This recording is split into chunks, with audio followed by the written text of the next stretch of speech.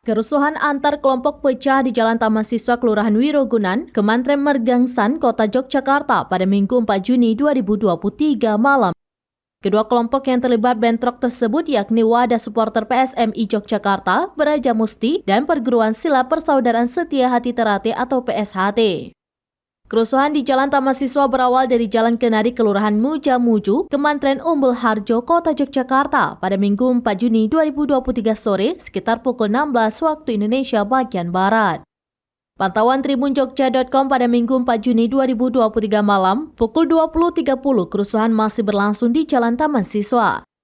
Menurut informasi, kerusuhan dipicu oleh keributan pada Minggu 28 Mei 2023 di Parangtritis, Kelurahan Kretek, Kapanewon Kretek, Kabupaten Bantul.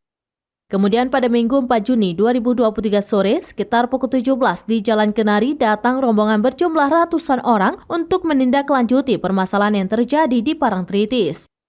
Masa pun diadang oleh jajaran kepolisian dari Polsek Umbul Harjo, Polresta Yogyakarta, Satuan Brimob Polda Daerah Istimewa Yogyakarta, serta personel Koramil 073407 Umbul Harjo agar tidak terjadi bentrok.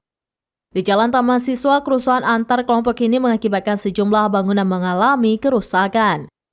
Salah satunya bangunan bersejarah pendopo Taman Siswa.